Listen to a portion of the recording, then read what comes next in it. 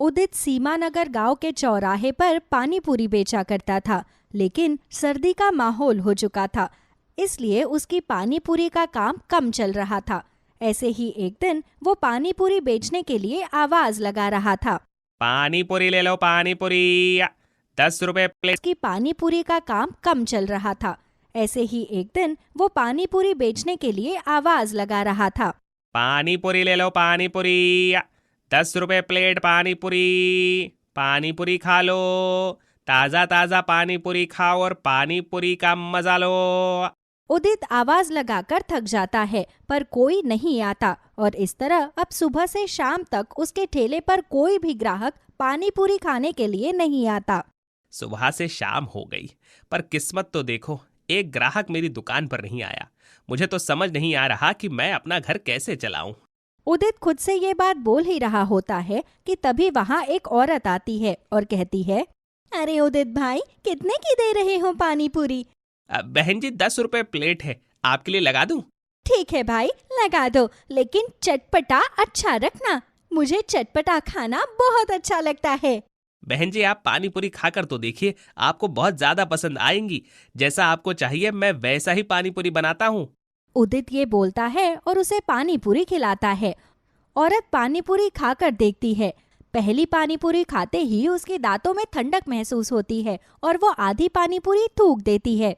क्या बात है बहन जी, पानी पूरी थूक क्यों दी? स्वाद में कुछ कमी थी क्या? नहीं भाई, तुम्हारी पानी पूरी का स्वाद तो बहुत अच्छा है, लेकिन तुम तो जानते हो कि मौसम कितना ठंडा है और ऐसे में ठंडा पानी दांतों पर लगते ही जलन मारता है। बहन जी, अब पानी पूरी तो ऐसे ही बनती है, इसीलिए मैंने ऐसे ही बनाई है। तुम चिंता मत करो भाई, मैं तुम्हें तुम्हारी पानी पूरी के प्लेट के 10 रुपए दे दूंगी, पर मुझसे एक से ज्यादा नहीं खाई जाएगी। मेरे दांत ठंडी चीज बर्दाश्त नहीं कर पाते। कोई बात नहीं बहन जी, जब आपने पानी पूरी खाई ही नहीं तो आप मुझे किस चीज के पैसे देंगी? मुझे कोई पैसे नहीं चाहिए, मैं जो भी कमाता हूँ मेहनत का कमाता हूँ। उदित इतना बोलकर उसे जाने के लिए कह देता है और वो वहां से चली जाती है। सुबह से शाम तक उदित की जैसे तैसे 3 से 4 प्लेट पानी पूरी ही बिकती है और वो पैसे लेकर घर आ जाता है और वो पैसे वो अपनी बीवी के हाथ में रखता है। अजी, इन पैसों से क्या होगा?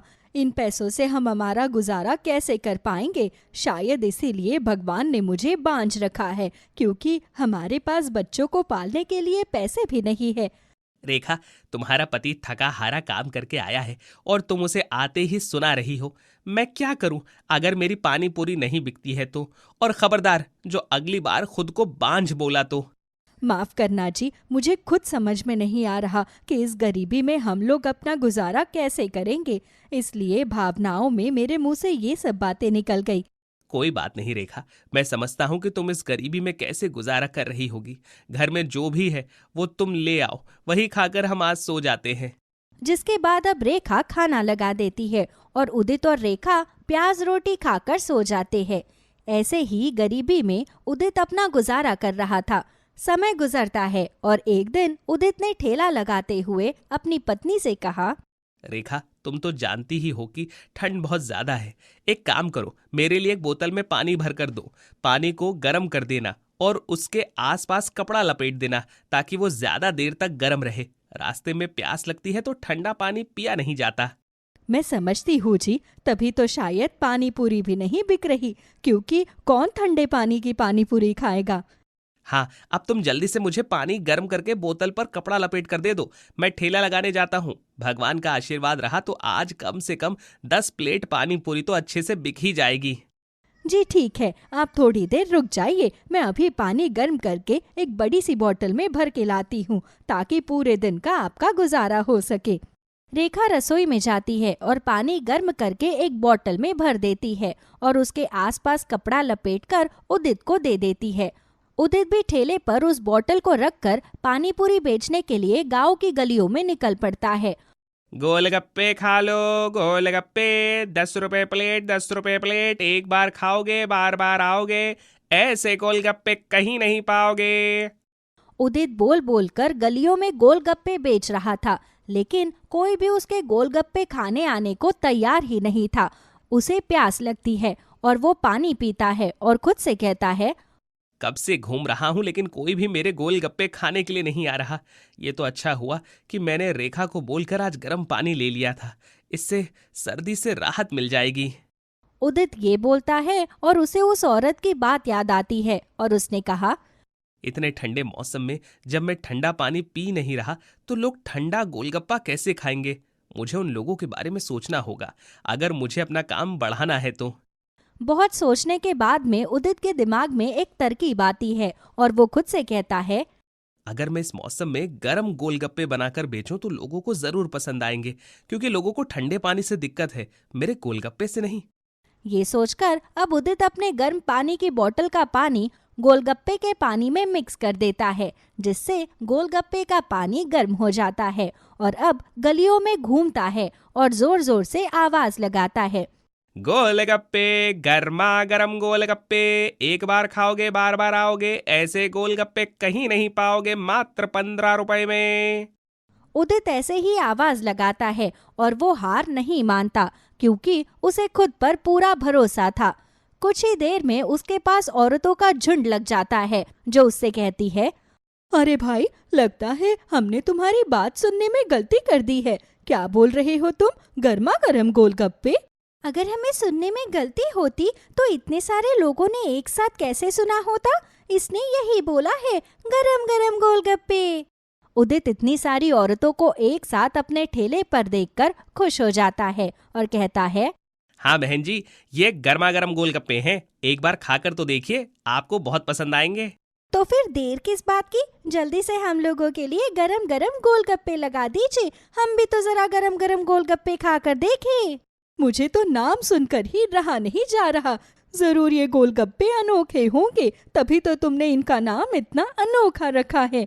जिसके बाद उदित उन सबको गरम गरम गोलगप्पे खिलाता है और गरम गरम गोलगप्पे खाकर औरतें कहती है, अरे वाह, क्या गोलगप्पे है! ऐसे गोलगप्पे तो मैंने जिंदगी में कभी नहीं खाए हैं। सर्दियों के मौसम में तो मैं गोलगप्पे खा ही नहीं पा रही थी, क्योंकि ठंड की वजह से गोलगप्पे खाने का मन ही नहीं करता था। दांतों की परेशानी और हो जाती थी, इसलिए गोलगप्पे नहीं खाती थी। भैया, मेरे लिए तो तुम रोज शाम को इस मोहल्ले में आ जाया करो। मुझे तो ये गोलगप्पे बहुत पसंद है। अब से मैं रोज तुम्हारे हाथों के गोलगप्पे खाऊंगी। सच में ऐसे अनोखे गोलगप्पे खाकर तो मजा ही आ गया। बड़ा स्वाद है तुम्हारे गोलगप्पों में। जिसके बाद में ऐसे उदित गलियों में घूम घूम कर गोलगप्पे बेच रहा था, तो वहीं कई देर तक वो घर नहीं आया था और रेखा को उसकी चिंता सताने लगती है। हे भगवान, अभी तक ये घर क्यों नहीं आए हैं? ऐसा वो कभी नहीं करते। कहीं ऐसा तो नहीं कि उन्हें मेरी किसी बात का बुरा लग गया हो और आज भी कमाई ना हुई हो, इसलिए वो घर नहीं आए। हे भगवान, मेरा तो जी बैठा जा रहा है। मुझे तो समझ में नहीं आ रहा कि मैं क्या करूं। अब इनके बारे में कैसे पता करवाऊं? रेखा चिंता किए जा रही थी और ऐसे ही कुछ घंटे बीत जाते हैं। बस बहुत हो गया, अब मैं और सब्र नहीं कर सकती। मुझे खुद ही जाकर उन्हें ढूंढना होगा। अब रेखा उदित को ढूंढने के लिए गांव में निकल जाती है, तो उसे उदित अपने ठेले पर ही खड़ा हुआ मिलता है और उसके आसपास गोलगप्पे खाने वालों की भीड़ लगी हुई थी। अच्छा, तो ये यहाँ हैं और आज इनकी दुकान पर ग्राहक थे, इसलिए ये अभी तक घर नहीं आए और मैं बैठकर इनकी इतनी चिंता कर रही थी। अब रेखा उदित के पास जाती है, तो उदित आवाज लगा रहा था, गोलगप्पे ले लो, गोलगप्पे, या गर्मा गर्म गोलगप्पे बस थोड़े से बचे हैं, जिसको खाने हैं जल्दी आओ, जल्दी खाओ। रेखा भी अपने पति की आवाज सुनकर हैरान हो जाती है, क्योंकि उसे नहीं पता था कि उदित गरम गरम गोलगप्पे बेच रहा है। वो उसके पास जाती है और कहती है, गर्मा गर्म गोलगप्पे? ऐसे भी कोई गोलगप्पे होते हैं क्या भला? होती है रेखा, और आज तुम सिर्फ ऐसी चीज सुन नहीं रही हो बल्कि खाकर भी देखोगी। एक बार ये गोलगप्पे खाकर तो देखो। हाँ जी, वैसे तो मुझे गोलगप्पे इतने पसंद नहीं है, क्योंकि मुझे गोलगप्पे खाने की शुरू से आदत नहीं है, लेकिन ये नाम सुनकर खाने का मन बहुत कर रहा है। बड़ा अनोखा नाम है। रेखा, एक बार खाकर देखो, तुम भी मेरे गर्मा गर्म गोलगप्पों की फैन हो जाओगी। जिसके बाद अब उदित रेखा को गरम गरम गोलगप्पे लगाकर दे देता है और गोलगप्पा खाते ही रेखा कहती है, ये गोलगप्पे नहीं है, बल्कि हमारी सोई हुई किस्मत की चाबी है। आपको पता है, गांव के अंदर ये गरम गरम गोलगप्पे बहुत बिकेंगे। मैं भी यही चाहता हूँ रेखा, भगवान करे ऐसा ही हो। जिसके बाद कुछ दिन गुजरते हैं। उदित के गरम गरम गोलगप्पे गांव में खूब बिक रहे थे। हर कोई गोलगप्पे खाने के लिए कतार में खड़ा रहता। कुछ दिनों के बाद में उदित रेखा की आंखों पर पट्टी बांधकर उसे लेकर आता है और कहता है, आज हमारा सपना साकार होने जा रहा है। मैं तुम्हें एक ऐसी जगह लेकर आया हूँ जहाँ जाकर तुम खुश हो जाओगी। पर उस जगह को तो मैं तभी देख पाऊंगी ना जब आप मेरी आंखों से ये पट्टी हटाओगे। हाँ बाबा रुक जाओ, इंतजार का फल मीठा होता है। अब रेखा की आंखों से जैसे ही उदित पट्टी हटाता है तो सामने उदित की एक बड़ी सी दुकान थी जिस पर लिखा था गरम गरम गोलगप्पे की दुकान। यहाँ पर ठंडा और गर्म दोनों तरह के गोलगप्पे खिलाए जाएंगे। मैं ये क्या देख रही हूँ, आपने गोलगप्पे की दुकान खोल दी। भगवान ने हमारी सोई हुई किस्मत को जगा दिया। ये सब उन इन्फ्लुएंसर्स की वजह से हो पाया है जिसने मेरे ठेले की वीडियो बनाकर अपने YouTube चैनल पर डाल दी और सब लोग गर्मा गर्म गोलगप्पे खाने के लिए आने लगे हैं। ये तो बहुत अच्छी बात है जी। बस यही नहीं, अब तो लोग मुझसे तरह तरह के गोलगप्पों की मांग कर रहे हैं। चॉकलेट वाले गोलगप्पे, पान वाले गोलगप्पे। मैं सोच रहा हूँ कि मैं हर तरह के गोलगप्पों की दुकान खोल लूँ। अजी, फिर आपने इस दुकान का नाम ये क्यों रखा है? आप इस दुकान का कुछ और भी तो नाम रख सकते थे। जब हमारे पास कुछ नहीं था तो इसी गर्मा गर्म गोलगप्पे ने हमारी सोई हुई किस्मत जगाई, इसीलिए उसी के नाम पर मैंने अपनी दुकान का नाम रखा गर्मा गर्म गोलगप्पे। सच में मुझे बहुत खुशी है कि अब हमारी सोई हुई किस्मत जाग जाएगी। मुझे उम्मीद है कि भगवान हमें अब जल्दी से एक संतान दे देगा। तुम बिल्कुल भी चिंता मत करो रेखा, अब मैं तुम्हें अच्छे से अच्छे डॉक्टर को दिखाऊंगा और खुद को भी, और हम पता करेंगे कि आखिर हमें संतान क्यों नहीं हो रही। सोनम की सास और उसकी ननद बारी बारी से उसको दिलासा दे रही थी। विनोद को गुजरे हुए पूरे 13 दिन हो गए थे। उसकी 13वीं पर आए हुए लोग भी वापस जा चुके थे और सोनम अभी भी रोए जा रही थी। चुप हो जा सोनम, अगर तेरा पति गया है तो मेरा भी तो बेटा गया है। हाँ भाभी, मेरा भी तो भाई गया है। उन दोनों की बात सुनकर सोनम ने अपने आंसू पोंछे और फिर चुपचाप अपने कमरे में अपने बच्चों के पास चली गई। अगले दिन सुबह विनोद के घर इंश्योरेंस वाले आए। विनोद ने 2-3 पॉलिसी अपने इंश्योरेंस की ली हुई थी और उसके ऑफिस से भी कुछ लोग आते हैं जो विनोद के नाम के जितने पैसे ऑफिस में थे वो सब सोनम को सौंप देते हैं और 10 दिन के अंदर ही अंदर विनोद ने जितने भी सिक्योरिटी के लिए पॉलिसी ली हुई थी उन सब का पैसा सोनम को मिल जाता है। देखा सोनम बेटी, जिसको जाना था वो चला गया। आगे इन दोनों बच्चों की तरफ देखो। ये जितना भी तुम्हें पैसा मिला है, मेरी बात मानो, सारा कैश करा लो। ये घर तो मेरे नाम है, हम यहाँ से चले जाएंगे, इसको बेच देंगे। अब हमारे पास इन 2 बच्चों के सिवा और कौन है? इनके उज्जवल भविष्य को देखना होगा। हाँ मम्मी जी, आप बिल्कुल ठीक कह रही हैं। इस घर में अब मेरा भी मन नहीं लगेगा। भाभी, आप बिल्कुल भी चिंता मत करो। भैया की जगह अब मैं लूंगी। मैं नौकरी करूंगी, मैं सब कुछ देखूंगी। अपनी सास और ननद की बातें सुनकर सोनम को भी लगा कि वो लोग कितने अच्छे हैं और उसके भले के लिए सोच रहे हैं। फिर सोनम ने उन लोगों की बात मान ली और सारा पैसा कैश करा लिया। सोनम, कल हम लोग यहाँ से चले जाएंगे। बेटा, बच्चों का मन ऐसा ही होता है। ये सारा पैसा मेरे कमरे में रख दो। ठीक है मम्मी जी, आप ही सारे पैसे ले जाइए। सारा पैसा अपनी सास के हाथ में देने के बाद में सोनम अपने बच्चों के साथ सो गई और सुबह जब आंख खुली तो घर में अजीब अजीब आवाजें सुनाई दे रही थी। वो अपने कमरे का दरवाजा खोलकर बाहर आती है तो वहां अनजान लोगों को देखती है। अरे भाभी जी, आप अभी तक यहीं पर हैं? मेरा घर है तो मैं तो यहीं पर होंगी, लेकिन आप लोग यहाँ क्या कर रहे हैं? भाभी जी, ये वो लोग हैं जिन्होंने ये घर खरीदा है। मैं इनको यहाँ पर दिखाने के लिए आया हूँ। आपकी सास से मेरी बात हुई थी। और सोनम अपनी सास को आवाज लगाने लगती है, मम्मी जी, मम्मी जी। लेकिन वहां तो कोई भी नहीं था। सोनम फोन मिलाती है तो फोन भी स्विच ऑफ था। क्या हुआ भाभी जी? क्या आपको नहीं पता था इस डील के बारे में? अनजान लोगों को वहां पर खड़ा हुआ देखकर सोनम और भी ज्यादा घबरा रही थी। उसने जल्दी से अपने बच्चों को उठाया और अपनी अलमारी खोली तो वहां बस केवल बच्चों के और उसके कपड़े पड़े थे। सारे जेवर और पैसे सब गायब थे। उसने एक बैग में सारे कपड़े डाले और बच्चों को लेकर वहां से निकल गई। माँ, क्या हुआ? हम लोग घर से क्यों निकल आए? क्या हुआ माँ? तू रो क्यों रही है? बताओ ना, दादी और बुआ कहाँ गई? मैं तो पराए घर से आई थी, लेकिन ये दोनों तो उनका अपना खून थे। इनके साथ इतनी बड़ी गद्दारी जरा तरस नहीं आया? उन्हें पता था मेरे तो माँ बाप भी नहीं है। क्या रिश्तों पर पैसा इतना भारी होता है? तभी रोते रोते सोनम का हाथ अपने गले में पड़ी हुई चेन पर जाता है। वो तुरंत ही अपनी चेन गले से निकालती है और एक सुनार की दुकान पर जाकर उसे बेच देती है। सुनो भैया, यहाँ कहीं किराए का मकान मिलेगा? किराए का मकान बहन जी? एक काम करो, यहाँ से 2 गली आगे मैंने कल आते समय देखा था, वहां पर शायद किराए के लिए जगह खाली है। सोनम अपने बच्चों के साथ वहां पर जाती है। बाहर लिखा था कमरा किराए के लिए खाली है। सोनम बात करके कुछ पैसे कम कराती है और वो कमरा ले लेती है। माँ, अब यहाँ रहेंगे? हाँ बेटा, अब हम लोग यहीं रहेंगे। तुम दोनों यहीं बैठो, मैं तुम लोगों के लिए खाने पीने के लिए कुछ लेकर आती हूँ। एक पल में ही सोनम को होश आ जाता है और वो समझ जाती है कि ये दुनिया बहुत बुरी है। यहाँ पर अपने ही अपनों को सबसे बड़ा धोखा देते हैं।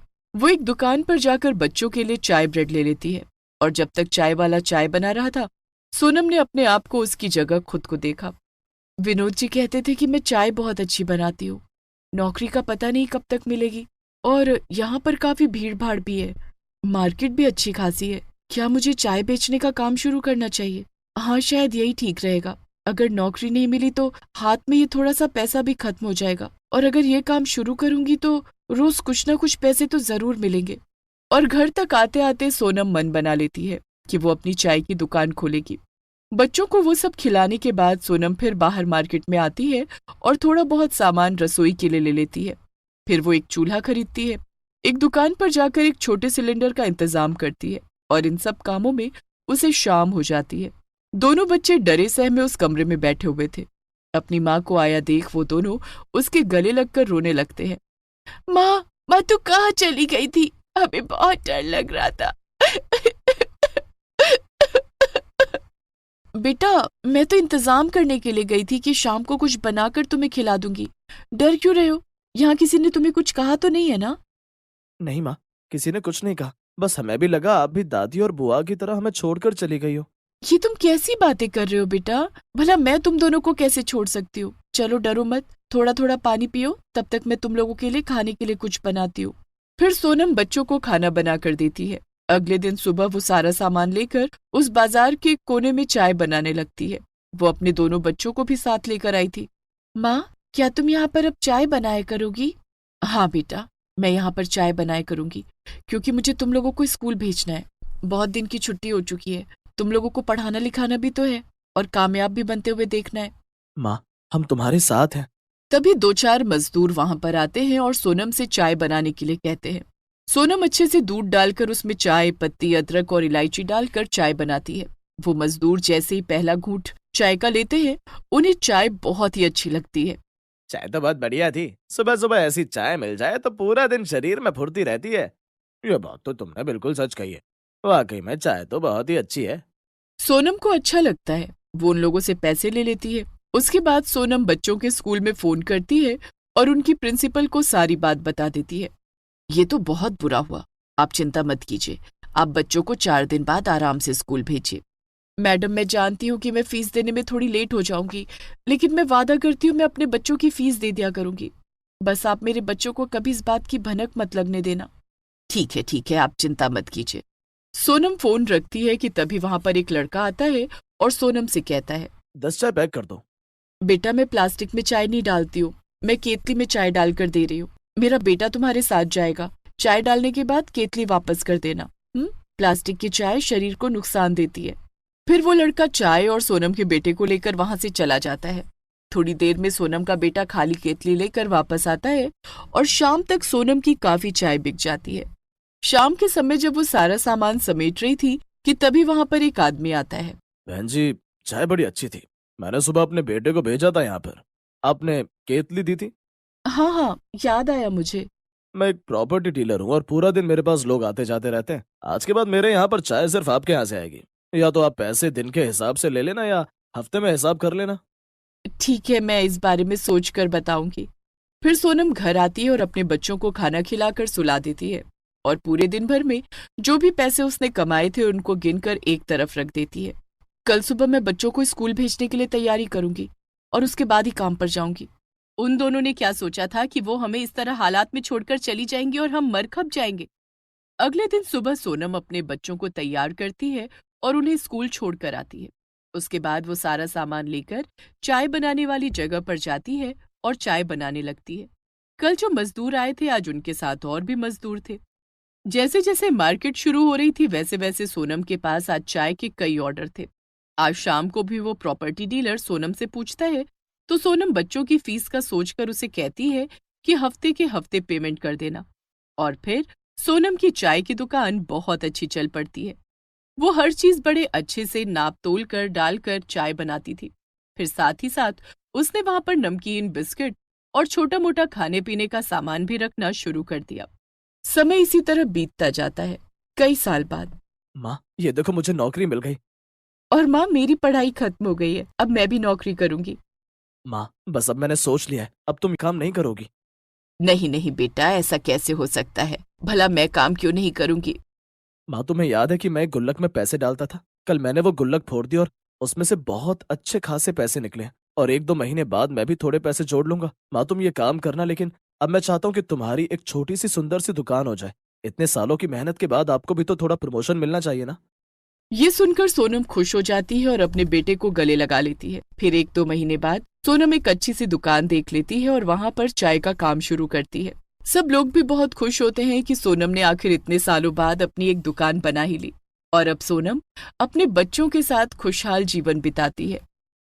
रेखा एक अनाथ आश्रम में काम करती थी। कुछ समय पहले ही